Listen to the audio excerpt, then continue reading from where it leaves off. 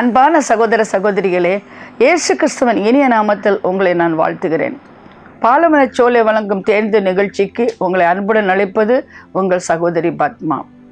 Voices ministries international. அநேகம் பேர் என்னை செல்ஃபோனில் கூப்பிட்டு கொண்டே இருக்கிறார்கள். என்னால் முடிந்த அளவு நான் ஜெபித்து கொண்டே இருக்கிறேன். ஒருவேளை உங்களால் என்னை தொடர்பு கொள்ள முடியவில்லை என்றால் திரும்பவும் கூப்பிடுங்கள். உங்களுக்காக நான் ஜெபிப்பேன், ஆலோசனை சொல்லுவேன், ஆறுதல் சொல்லுவேன். அது மட்டுமல்ல, உங்களுக்காக உபவாசம் எடுத்தும் நான் ஜெபிக்கிறேன். கர்த்தர் தாமே உங்களுக்கு விடுதலை கட்டளையிடுவாராக. இப்போ அதிகமாக ஸ்ரீலங்கா பட்டணத்துக்காக நான் ஜெபித்து கொண்டிருக்கிறேன். அந்த தேசமே பற்றி எரிந்து கொண்டிருக்கிறது. பிரியமான கர்த்தருடைய பிள்ளைகள், அநேக கூட்டங்கள், படைமேட்சி கூட்டங்களை அந்த தேசத்திலே நான் நடத்தி இருக்கிறேன். கர்த்தருக்கு பயந்து வாழ்கிற அநேக பக்தர்கள் இருக்கிறார்கள். ஆண்டவர் சொன்னார், 10 நீதிமான் இருந்தால் பட்டணத்தை நான் அழிக்க மாட்டேன் என்று. ஆகியால் அங்கிருக்கும் மக்களுக்காக கர்த்தர் அந்த பட்டணத்தை சந்திக்கும்படியாக, அந்த தேசத்தை காக்கும்படியாக அநேகர் ஜெபிக்கும்படி நான் கேட்டுக்கொள்கிறேன். லவ் யுவர் நெய்பர், உன்னுடைய அயலானை நேசி என்று கர்த்தர் சொன்னான். பக்கத்தில் இருக்க நெய்பரிங் கண்ட்ரி ஸ்ரீலங்கா. நம் தேசத்திற்காக நாம் ஜெபிப்பது போல ஸ்ரீலங்காவுக்காகவும் நாம் ஜெபிப்போம். பிரியமான கர்த்தருடைய பிள்ளைகளே, அந்த தேசத்திலே ஒரு சமாதானம் உண்டாகட்டும். கர்த்தர் அவர்கள் மேல் இரக்கமாக இருக்கட்டும். என் நாமம் தரிக்கப்பட்ட ஜனங்கள் தாங்களே தாழ்த்தினால், பொல்லாத வழியை விட்டு திரும்பினால், மனம் திரும்பி ஜெபித்தால் தேசத்திற்கு சேமத்தை கர்த்தர் கொடுப்பார். ஆகையால் அங்கிருக்கும் மக்கள் ஜெபிக்கட்டும். கர்த்தர் தேசத்திற்கு சேமத்தை கொடுப்பார். நாமும் தொடர்ந்து ஸ்ரீலங்காவுக்காக ஜெபிப்போம். மட்டுமல்ல, நமது பட்டணத்தில் இப்பொழுது இரட்டை கொலையை நம்ம கேள்விப்பட்டோம். உள்ளமே அதிர்ந்து போனது. இப்படிப்பட்ட மக்கள் சென்னையிலும் இருக்கிறார்கள். எங்கு பார்த்தாலும் களவு குற்றங்கள், பயங்கரங்கள், தற்கொலைகள், கற்பழிப்புகள் நம் பட்டணத்தில் நடந்து கொண்டிருக்கிறது. நாம் செபிக்க வேண்டும். இது கடைசி நிமிஷம், கடைசி வினாடி. நம் தேசத்திற்காக செபிக்காவிட்டால், தேசத்தின் மக்களுக்காக நாம் பாரம் கொள்ளாவிட்டால், அவருடைய இரத்த பழியை நமது கரத்திலே கேட்பேன் என்று கர்த்தர் சொல்லி இருக்கிறார். ஆகவே இந்த பட்டணத்தின் இரத்த பழிக்கு நீங்களாகும்படி இரவும் பகலும் விண்ணப்பத்தின் ஆவியினால் கர்த்தர் நம்மை நிரப்புவாராக. தேவநாம மாத்திரம் மகிமைப்படுவதாக. இன்றைய தியானத்திற்காக எடுத்துக்கொள்ளப்பட்ட வேத பகுதி லூக்கா எழுதின சுவிசேஷம் 1ஆம் அதிகாரம் 34 வசனம். அதற்கு மரியாள் தேவதூதனை நோக்கி, இது எப்படி ஆகும், புருஷனை அறியேனே என்றாள். நான் கிறிஸ்மஸ் பிரசங்கம் இப்போ பண்ண போகிறது கிடையாது. ஆனால் ஒரே ஒரு வார்த்தை, புருஷனை அறியேனே என்றாள். இது எப்படி நடக்கும், ஒரு மனிதனுடைய உதவி இல்லாமல் எப்படி நடக்கும் என்று ஒரு கேள்வி அவள் கேட்டாள். அதற்கு கொடுக்கப்பட்ட பதில் என்ன தெரியுமா? பரிசுத்தாவி உண்மையில் வரும், உன்னதமானுடைய பலன் உண்மையில் நிலையிடும், ஆதலால் உன்னிடத்தில் பிறக்கிறது பரிசுத்தம் உள்ளது, தேவனுடைய குமாரன் எனப்படுவார். உன்னதமானுடைய நிழல் உண்மையில் காணப்படும் பொழுது, பரிசுத்தாவி உண்மையில் வரும் பொழுது, உன்னதமானுடைய பலன் உண்மையில் வரும் பொழுது உன்னிடத்திலே காரியங்கள் நடக்கும். மனிதனால் கூடாது. மனிதன் இல்லையே, இது எப்படி நடக்கும் என்கிற ஒரு கேள்வி நம் வாழ்க்கையில் இருக்கிற மரியாள் கேட்ட கேள்விதான். நியாயமான ஒரு கேள்வி. புருஷன் இல்லாமல் நான் எப்படி பிள்ளையை பெற்றெடுப்பேன் என்று அவள் கேட்டாள். நாம் அநேக கேள்விகள் கேட்கின்றோம். ஐயோ, உதவி செய்வதற்கு ஒருவர் இல்லாமல் இது என் வாழ்க்கையில் எப்படி நடக்கும் என்று நாம் அநேக கேள்வி கேட்கிறோம். நோ மேன் என்பது இந்த கடைசி நாட்களிலே ஒரு பெரிய குரலாக இருக்கின்றது. திறப்பிலே நிற்பதற்கும் சுவரை அடைப்பதற்கும் ஒருவனை தேடினேன், ஒருவனையும் காணேன். உதவி செய்யும் மனிதர்களை காணோம், இரக்கமுள்ள மனிதர்களை காணோம், ஜெபிக்கும் மனிதர்களை காணோம், துதிக்கும் மனிதர்களை காணோம், கர்த்தருடைய வசனத்தை போதிக்கும் மனிதர்களை காணோம். மனிதனிலேயே எப்படி ஆகும்? பிரியமான கர்த்தருடைய பிள்ளை, மனிதனை கொண்டு கர்த்தர் சில காரியங்களை செய்திருக்கிறார். மனிதன் இல்லாமலும் கர்த்தர் செய்திருக்கிறார். ஆகவே தான் வேத வசனம் சொல்கிறது, பலத்தினாலும் அல்ல, பராக்கிரமத்தாலும் அல்ல, ஆவியினால் ஆகும். ஐயோ, எனக்கு ஒரு மனிதன் இல்லையே, உதவ ஒரு புருஷன் இல்லையே, உதவருக்கு ஒரு மனிதன் இல்லையே என்று ஏங்குகின்ற உங்களோடு நான் பேசி கொண்டிருக்கிறேன். மனிதன் இல்லாமலே கர்த்தர் நமக்காக அற்புதங்களை செய்ய முடியும். பரிசுத்தாவி வந்து நம்ம இறங்கும் பொழுது அநேக காரியங்கள் நம் வாழ்க்கையில் நடக்கும், கிடைக்கும், முடியும், கூடும். பலத்தினால் அல்ல, மனிதனால் அல்ல, பணத்தால் அல்ல, பராக்கிரமத்தால் அல்ல, இது கர்த்தராலே ஆகும் சில காரியங்கள். இதை குறித்து நான் சற்று தியானித்தேன்.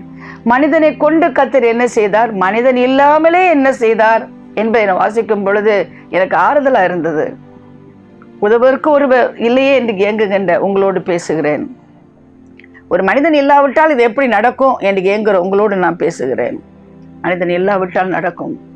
மருத்துவர் இல்லாவிட்டால் நடக்கும், வங்கி மனிதன் உதவி செய்யாவிட்டாலும் நடக்கும், பக்கத்து வீட்டில் வாழ்கிறவர் உதவி செய்யாவிட்டால் நடக்கும், அப்பா அம்மா அண்ணன் தம்பி இல்லையே நடக்கும், சொந்த பந்தம் இல்லையே நடக்கும்.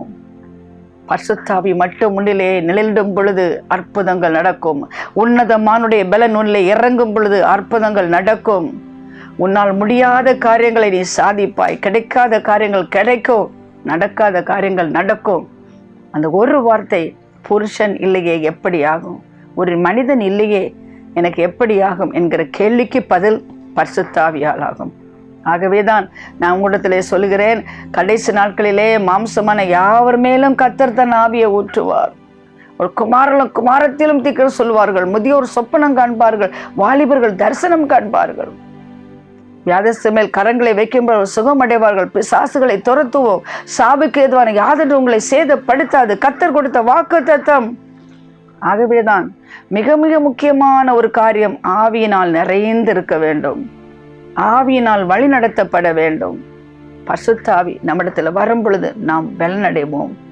பிரியமான கர்த்தருடைய பிள்ளை, நமக்கு தேவை உன்னதத்திலிருந்து ஒரு பலன், மனிதனுடைய பலன் அல்ல, நாம் சாப்பிடுறதுனால் வருகிற நம்முடைய உடலின் பலன் அல்ல, உள்ளத்தின் ஆழத்திற்கும் பரிசுத்தாவியின் பலன் நம்மளே வரும் பொழுது காரியங்கள் நடக்கும். பிரியமான கர்த்தருடைய பிள்ளைய, மனித கரத்தை கொண்டு கர்த்தர் நிறைய காரியம் செய்திருக்கிறார். அதை நான் வேதத்திலே நான் வாசித்து பார்த்து, அற்புதமான காரியங்கள், அடையாளங்கள், தீர்க்க தரிசனங்கள் மனித கரத்தின் மூலம் கர்த்தர் நம்மோடு பேசி இருக்கிறார், அவர் செய்திருக்கிறார். 48ஆம் அதிகாரம், ஆதியாம் 48ஆம் அதிகாரத்தில் வரும் பொழுது யோசேப்பு தன் 2 பிள்ளைகளை தன் தகப்பன் ஆசீர்வதிக்கும்படி அவர் கொண்டு வருகிறார். அவ்வாறு கொண்டு வரும் பொழுது வேதத்திலே நாம் பார்க்கிறோம், யோசேப்பு அவ்விருவரையும் கொண்டு வந்து எப்ராஹிமை தன் வலது கையினாலே இஸ்ரவேலின் இடது கைக்கு நேராகவும், மனாசேயை தன் இடது கையினாலே இஸ்ரவேலின் வலது கைக்கு நேராகவும் விட்டான். அப்பொழுது இஸ்ரவேல் மனமறிய தன் வலது கையை நீட்டி இளையவனாகிய எப்ராஹிமுடைய தலையின் மேலும், மனாசே மூத்தவனாக இருந்தும் தன் இடது கையை மனாசேயுடைய தலையின் மேலும் வைத்தான். அப்பொழுது யோசேப்பை ஆசீர்வதித்து, என் பிதாக்களாய் ஆபிரகாம் ஈசாக்கு வழிபட்டு வணங்கிய தேவனும், நான் பிறந்த நாள் முதல் இந்நாள் வரைக்கும் என்னை ஆதரித்து வந்த தேவனும், எல்லா தீமைக்கு நீங்களாக்கி என்னை மீட்ட தூதனுமானவர் இந்த பிள்ளைகளை ஆசீர்வதிப்பாராக. என் பேரும் என் பிதாக்களாகி ஆபிரகாம் ஈசாக்கு என்பது பேரும் இவர்களுக்கு இடப்பட கடவது. பூமியிலே இவர்கள் மிகுதியாய் பெருக கடவர்கள்.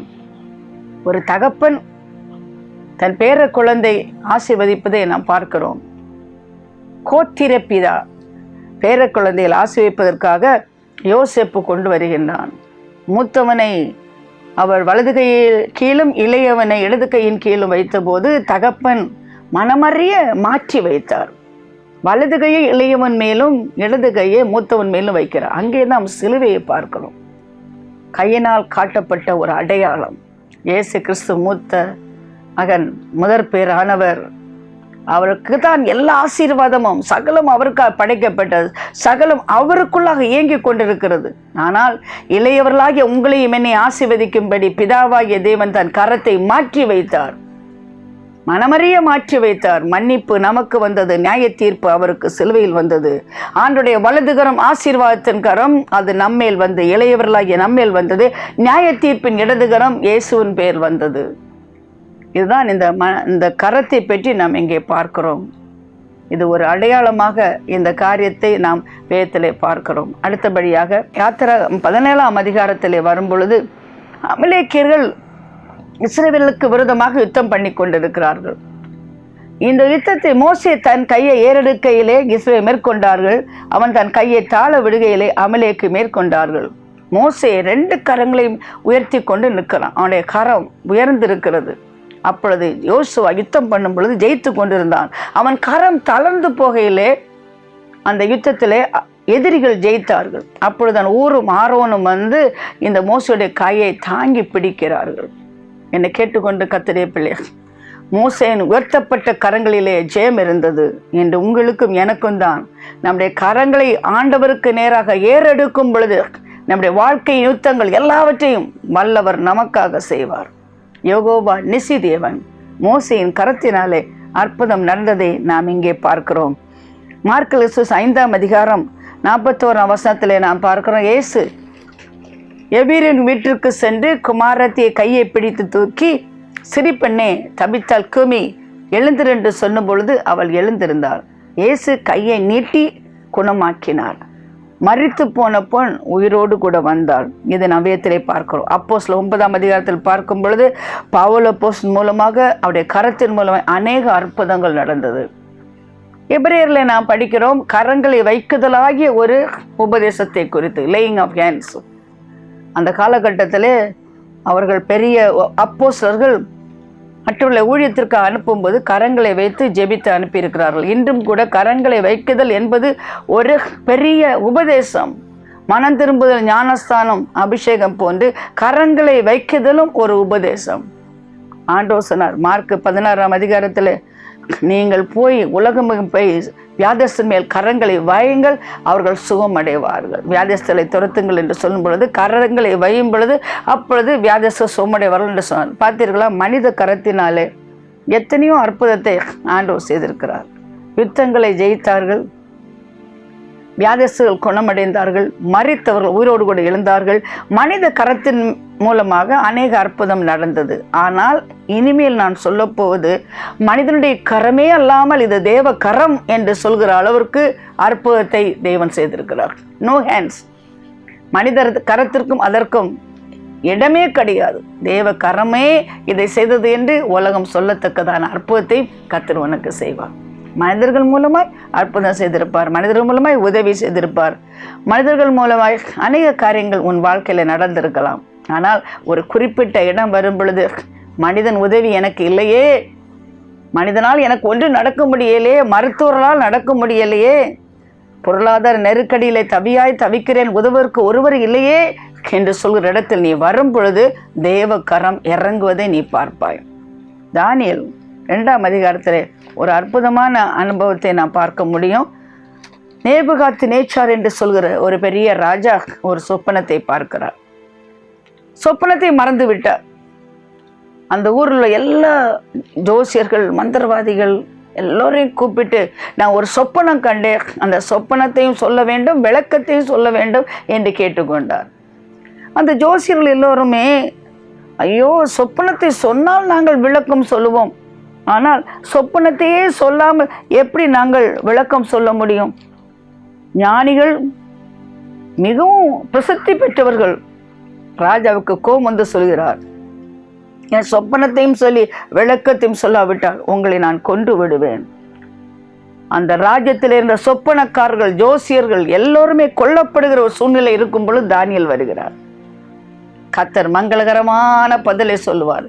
இஸ்ரவேலிலே ஒரு தேவன் உண்டு, அவர் ஜெபத்துக்கு பதில் கொடுக்கிறவர், விளக்கங்களை கொடுக்கிறவர், காலங்களையும் சமயங்களையும் மாற்றுகிறவர், ராஜாக்களை தள்ளி ராஜாக்களை ஏற்படுத்துகிறவர், ஞானிகளுக்கு ஞானத்தை, அறிவாளிகளுக்கு அறிவையும் கொடுக்கிறவர், அவரே ஆழமும் மறைபொருளுமானதை வெளிப்படுத்தி இருளில் இருக்கிறவர், அறிவார் வெளிச்சம் இடத்தை தங்கும். என்ன எல்லாம் அழகாக விவரிக்கிறார் தானியேல். என் பிதாக்களின் தேவனே, நீர் எனக்கு ஞானமும் வல்லமையும் கொடுத்து நாங்கள் உம்மிடத்தில் வேண்டிக் கொண்டதை இப்பொழுது எங்களுக்கு அறிவித்து ராஜாவின் காரியத்தை எங்களுக்கு தெரிவித்தபடியால் உம்மை துதித்து பொழுகிறேன். கர்த்தர் விளக்கி வைத்து விட்டார். அவருக்கு பயப்படத்திலே அவருடைய ரகசியம் இருக்கிறது. இப்பொழுது அந்த சொப்பனத்தில் தான் வருகிறது ஒரு முக்கியமான ஒரு சத்தியம். அந்த சொப்பனம் என்ன? தலையானது பசும்பொன்னாக இருந்தது, மார்பும் புயங்களும் வெள்ளி, வயிறும் அதன் தொடையும் வெண்கலம், அதன் கால்கள் இரும்பும், அதன் பாதங்கள் பாதி இரும்பும் பாதி களிமண்ணுமாய் இருந்தது. இப்படிதான் சொல்கிறேன். நீ பார்த்து கொண்டிருக்கும் போதே கைகளால் பெயர்க்கப்படாத ஒரு கல் பெயர்ந்து உருண்டு வந்து அந்த சிலையை இரும்பும் களிமண்ணுமாகிய அதன் பாதங்களில் மோதி அவளை நொறுக்கி போட்டது.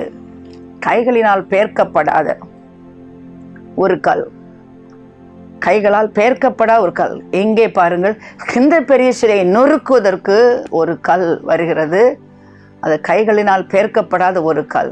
அது உருண்டு வந்து எல்லாவற்றையும் நொறுக்கி விட்டு அந்த சின்ன கல்லானது ஒரு பெரிய பர்வதமாய் மாறியது. அது என்னவென்று வேதம் சொல்கிறது.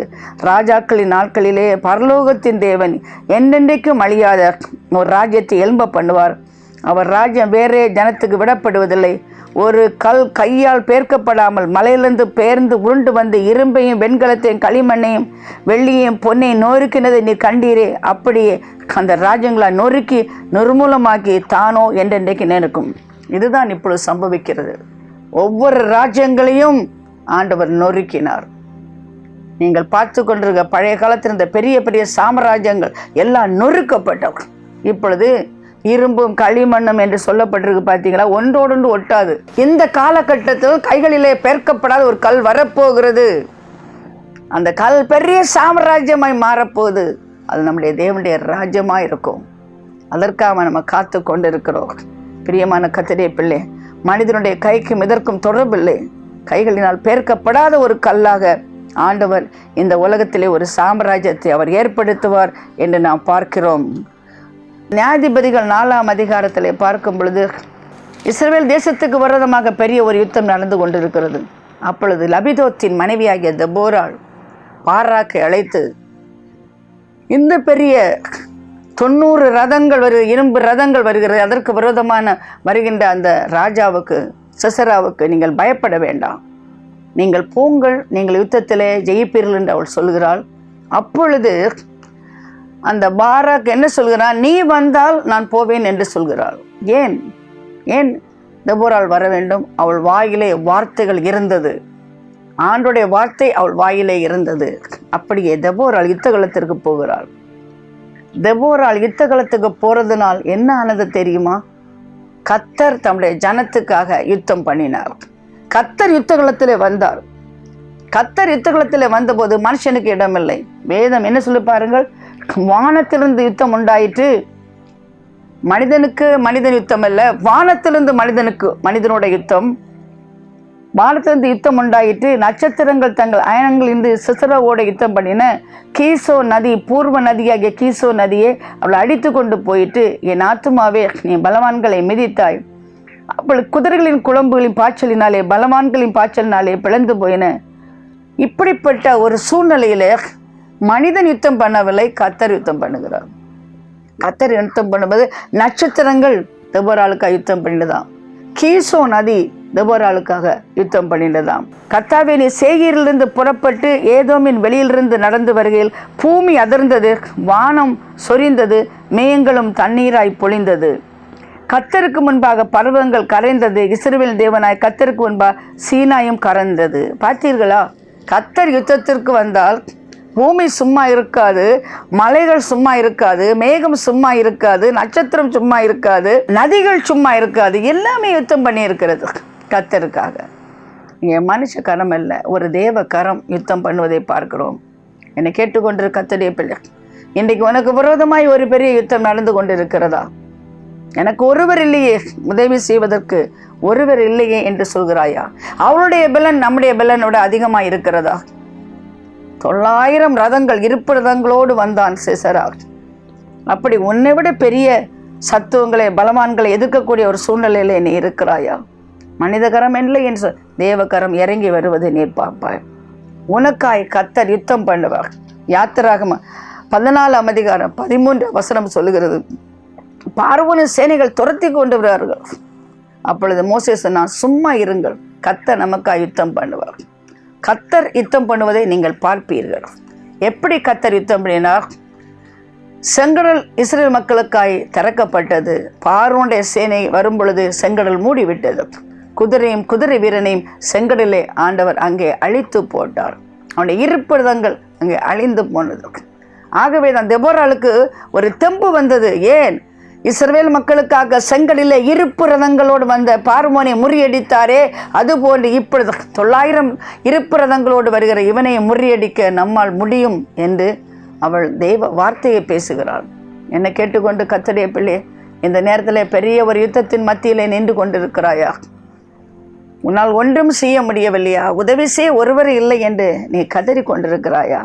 கர்த்தரே சொல்கிறார், நீ சும்மா இருப்பாய், கர்த்தர் உனக்காக யுத்தம் பண்ணுவார். எத்தனை ஆச்சரிய தேவன் இவர்! எவ்வளவு வர்ணிக்க முடியாத அன்பர் இவர்! அதிசயங்களை செய்கிற ஒருவர். ஒரு மனுஷக்கரம் வேண்டும் என்று ஏங்குகிறாயே, மனுஷக்கரம் இல்லாமல் கர்த்தரே வந்து உனக்காக யுத்தம் பண்ணுவார். ஐ ஹேவ் நோ மேன், எனக்கு ஒரு மனுஷன் இல்லையே என்று ஏங்குறியா? ஆண்டவர் சொல்றார், நான் உனக்காக யுத்தம் பண்ணுவேன், நீ சும்மா இருப்பாய். ஆமாம், சும்மா இருந்த சில சூழ்நிலையை உங்களுக்கு நான் காண்பிக்க பெறுவேன். 2 நாளாகமம் 20ஆம் அதிகாரத்திலே யோசபாத்துக்கு விரோதமாக பெரிய ஒரு சேனையில் அநேக ராஜாக்கள் ஒன்று சேர்ந்து கொண்டு வருகின்றார்கள். அப்போ அவன் ஜெபம் பண்ணான். 12ஆம் வசனம், எங்கள் தேவனே, அவர்களை நியாயம் தீர்க்க மாட்டீரோ?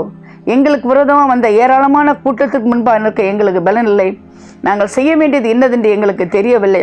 ஆகியால் எங்கள் கண்கள் உண்மையே நோக்கி கொண்டிருக்கு. இதுதான் உங்கள் ஜெபமா? என்ன செய்துன்னு தெரியல. திரள் கூட்டம் எனக்கு எதிராக வந்தது என்று யோசபா சொல்கிற மாதிரி திரளான பிரச்சனைகள். எந்த பக்கம் திரும்பணும்னு தெரியல.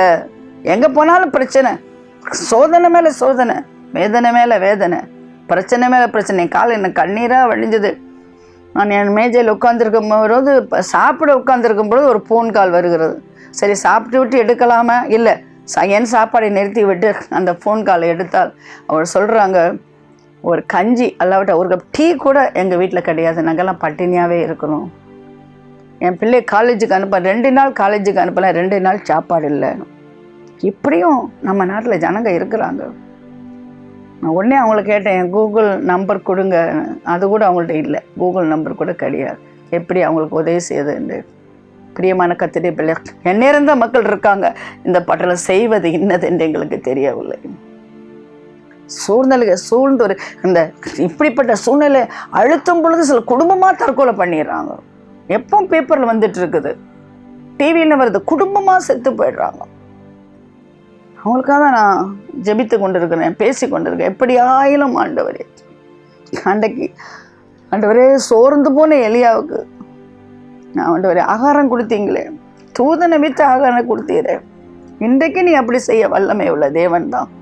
ஆண்டவரே, யாரை கொண்டு ஆயிலும் இப்படி சாக வேண்டும் என்கிற டெஸ்பரேட், வேற வழியிலேந்து இருந்து கொண்டிருக்கிற மக்களுக்கு அப்பா யாரையாவது அனுப்புங்க என்று நான் அழுது ஜெபித்து கொண்டிருக்கிறேன். உதவி செய்வதற்கு யாரும் இல்லை, ஒருவரும் இல்லை. எனக்கு புருஷனை இல்லையே, எப்படி எனக்கு ஒரு குழந்தை பிறக்கும் என்று மரியாள் கேட்டது போல எங்களுக்கு யாரும் இல்லையே, எப்படி உதவி வரும்? ஆண்டவர் என்ன சொன்னார்னு பாருங்க. யூதா மனுஷரே, யுத்தம் பண்ணுகிற நீங்கள் அல்ல, இந்த யுத்தத்தை நானே உங்களுக்கு செய்வேன், உங்களுக்கு செய்ய ரட்சிப்பை பாருங்கள், பயப்படாமலும் கலங்கலாமலும் இருங்கள், நாளைக்கு அவர்களுக்கு எதிராக புறப்படுங்கள், கர்த்தர் உங்களோடே இருக்கிறார். இதே வார்த்தையை நான் தீர்க்க தரிசனமா என்னை கேட்டுக்கொண்டிருக்கிற குடும்பத்துக்கு நான் சொல்கிறேன். நீங்கள் தரித்து நின்று கர்த்தர் செய்யும் ரட்சிப்பை பாருங்கள், பயப்படாமலும் கலங்காமல் இருங்கள், நாளைக்கு அவர்களுக்கு எதிராக புறப்படுங்கள், கர்த்தர் உங்களோடே இருக்கிறார். நீங்கள் என்ன செய்ய வேண்டுமோ, எதில் உதவி வேண்டுமோ எழும்புங்க, புறப்படுங்க, கர்த்தர் உங்களோடே கூட இருக்கிறார். அவர்களை பார்த்தால் ஒன்று மாத்திரம் சொன்னார், நீங்கள் துதிக்க ஆரம்பிங்க, துதி எடுங்க, ஸ்தோத்திரம் பண்ணுங்க. நீ என்ன எப்படி எதற்காக ஸ்தோத்திரம் பண்ண? எங்கள் சூழ்நிலை எப்படி இருக்கேன்னு சொல்கிறீங்களா? நம்பிக்கையில் சந்தோஷமாக இருங்க, கர்த்தர் செய்வார் என்று துதிக்க ஆரம்பிங்க. நீங்கள் துதிக்கு எடுக்கும் பொழுது சாத்தான் ஓடுவான், துதி மேலே போகும் பொழுது பதில் உங்களுக்கு கீழே வரும். பிரியமான கர்த்தருடைய பிள்ளைகளே, வேதம் சொல்லுதை பாருங்கள், கர்த்தரை நம்புங்கள் அப்பொழுது நிலைப்படுவீர்கள், அவருடைய தீர்க்கதரிசனத்தை நம்புங்கள் அப்பொழுது சித்தி பெறுவீர்கள் என்றான். பின்பு ஜனங்களோட ஆலோசனை பண்ணி பரிசுத்தமுள்ள மகத்துவத்தை துதிக்கவும் ஆயுதம் அணிந்தவர்களுக்கு முன்பாக நடந்து போய் கர்த்தரை துதியுங்கள், அவர் கிருபை என்றுமுள்ள என்று கர்த்தரை பாடவும் பாடகரை நிறுத்தினார். பாடி துதி செய்ய தொடங்கின போது யூதாவுக்கு விரோதமாய் வந்து பதிவிருந்த அம்மோன் புத்திரரை, மோவாபியரையும், சேயீர் மலை தேசத்தாரையும் ஒருவருக்கு விரோதமாய் ஒருவரை கர்த்தர் எழும்ப பண்ணியதால் அவர்கள் வெட்டுண்டு விழுந்தார்கள். யோசபாத் கத்தி இல்லை, அவன் கத்தி எடுக்கலை, கன் எடுக்கலை, கர்த்தரை துதி எடுத்தான். பிரியமான கர்த்தருடைய பிள்ளை, வல்லமையான ஒரு ஆயுதத்தை கர்த்தர் நம்ம கொடுத்துருக்காரு. அதுதான் praise and worship. Praise him, அவரை துதிப்போம். அவர் துதி எடுக்கும் பொழுது சத்துருடைய பாளையத்துக்குள்ள ஒரு குழப்பத்தை கர்த்தர் உண்டாக்குவார். உன்னை குழப்புறவனை கர்த்தர் குழப்புவார். உன் வாழ்க்கையில் ஒன்று கெடுக்க நினைத்தவனுக்கு ஒரு கெடுதியை கர்த்தர் கட்டளையிடுவார். உனக்கு ஒரு விதமாய் பொய்க்குற்றம் சாட்டினவர்களை கர்த்தர் பொய்க்குற்றம் சாட்ட வைப்பார். அந்த இடத்துல ஒரு வெற்றியை கர்த்தர் கட்டளையிட்டா யோசபாத்துக்கு. மனித கரம் அல்ல, இது தேவனுடைய கரமே. யுத்தம் கர்த்தருடையது, நீங்கள் சும்மா இருப்பீர்கள். என்னை கேட்டுக்கொண்டிருக்க கர்த்தருடைய பிள்ளை, இந்த நேரத்தில் நான் உங்களுக்கு சொல்கிறேன், அந்த நாளிலே மிகுதியாய் கொள்ளையடித்து கொண்டு வந்தார்கள். பராக்காவிலே கூடினார்கள், கர்த்தருக்கு துதி செலுத்தினார்கள். கேட்டுக்கொண்டதற்கும் நினைக்கிறதுக்கும் வேண்டிக்கொள்வதற்கும் மிக அதிகமாய் இவர்கள் ஆண்டவரை யுத்தத்தில் ஜெயிக்க வேண்டும் என்று அவர்கள் ஜெபித்தார்களே தவிர, பராக்காவிலே மிகுதியான பொருட்களோடு கூட கர்த்தரை துதிப்போம் என்று எதிர்பார்க்கவில்லை. நீ எதிர்பார்க்காத ஆசீர்வாதத்தை கர்த்தர் உனக்கு கொடுப்பார்.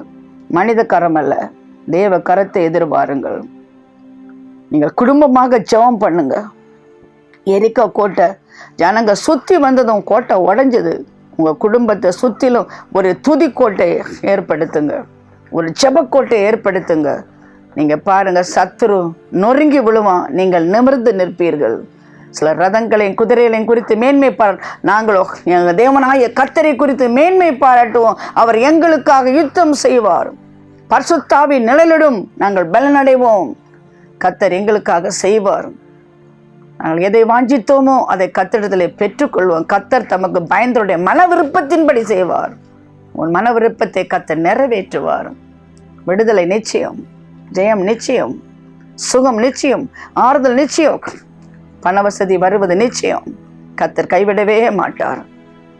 அவர் படைத்த படைப்புக்கெல்லாம் அவர் இப்பொழுது போஜனம் கொடுத்து கூடு கட்டி வீடு கட்டி அவர்களை கவனிக்கிறாரே, சிருஷ்டிகளை கவனிக்கிறாரே, உன்னை கவனிக்க மாட்டாரா? ஆண்டவர் உனக்காக யாவும் செய்து முடிப்பா. ஜெபிப்போம். அன்பு இறக்கம் நிறைந்த ஆண்டவரே, ஆசீர்வதிக்கப்பட்ட இந்த வேலைக்காக நமக்கு நன்றி செலுத்துவோம். மனித கரம் அல்ல, இது தேவ கரம். ஆண்டவரே, புருஷனை அறியேனே எப்படி நடக்கும்? பரிசுத்த ஆவி வரும் பொழுது நடக்கும். எங்கள் வாழ்க்கையிலே உதவி செய்ய ஒரு நபர் இல்லையே, எப்படி நடக்கும் கிடைக்கும் என்று ஏங்கிக் கொண்டிருக்கிற கர்த்தருடைய பிள்ளைகளுக்கு பரிசுத்த ஆவியானவர் இப்பொழுதே ஆண்டவரே அவர்களிலே நிழலிடும். ஆண்டவரே, உன்னதமான பலன் அவளுக்குள் வரும் பொழுது அவர்களால் எல்லாம் செய்ய முடியும் அப்பா. பலத்தினாலும் அல்ல, பராக்கிரமத்தாலும் அல்ல, ஆவியால் ஆகும். ஆண்டவரே, கைகளினால் பெயர்க்கப்படாத ஒரு கல் நொறுக்கி போட்டது அந்த பெருஞ்சலையை. ஆனால் அந்த கல் பெரிய ஒரு ஆண்டவரே மலையாய் மாறினது போல, ஒரு ராஜ்யமாய் மாறினது போல எங்கள் வாழ்க்கையிலே ஆண்டவரே நீர் ஆளுகை செய்ய வேண்டும் அப்பா. நீர் ஆளுகை செய்ய வேண்டும். ஆவியானவரே, நீர் ஆளுகை செய்ய வேண்டும். அப்பொழுது எங்களுக்கு எதிராக வருகிற சேனைகள் ஆண்டவரே நொறுங்கி போவார்கள். கர்த்தாவே, ஆண்டவரே, எங்களுக்கு என்ன செய்வதென்று தெரியவில்லை என்று கதறும் பொழுது, இது உங்கள் யுத்தம் அல்ல, என் யுத்தம் என்று எடுத்துக்கொண்ட தேவன் நீர் அல்லவா? சத்துருக்களை முறியடித்தவர் நீர் அல்லவா? பராக்காவில் கூட வைத்தவர் நீர் அல்லவா? கொள்ளையடித்தவனை கொள்ளையடிக்க வைத்தவர் நீர் அல்லவா? ஆண்டவரே அப்பா, அந்த பிள்ளைகளுக்கு விடுதலை கட்டளையிடும். பில்லி சூனிய கட்டு பிசாசு விரோதமாக எழும்பி நிற்கும் மக்கள் இவர்கள் மத்தியிலே பிள்ளைகளுக்கு ஜெயத்தை தாரும். சத்துரு தொட முடியாது. சாத்தான இயேசுவின் ரத்தம் உனக்கு எதிராக பிள்ளைகளை தொடாதே என்று நான் கட்டளை கொடுக்கிறேன். அக்கினி மதிலாக வாருங்கப்பா. அபிஷேகம் மலையாய் பொழியட்டும். உடைய நாம பலத்த துருகம், நீதிமான் ஓடி சுகித்திருப்பான். விடுதலை நிச்சயம். வியாதியை குணமாக்கும் ஆண்டவரே. குடும்ப பிரச்சனையை நீக்கிவிடும் அப்பா. கணவன் மனைவி உறவுல ஒரு அன்பை நீங்க கட்டளையிடுங்கப்பா. பிள்ளைகளுடைய படிப்பு பரீட்சையை நீ காப்பாத்துங்க ஆண்டவரே. ஞாபக சக்தி, அறிவு திறனை கொடுங்க ஆண்டவரே. ஆண்டவரே, ஸ்ரீலங்காவில் இருக்கிற பிரச்சனையிலிருந்து விடுதலையை தர வேண்டும் என்று நாங்கள் ஜெபிக்கணும். தேவ ஜனம் ஜெபித்து கொண்டிருக்கிறது. கர்த்தாவே, நீ இறங்கி வாரும், அந்த பட்டணத்தில் இறங்கி வாரும். சமாதானத்தை நீ கட்டளையிடும். இயேசுவின் நாமத்தில் கெஞ்சி மன்றாடுகிறேன் பரமபிதாவே, ஆமேன்.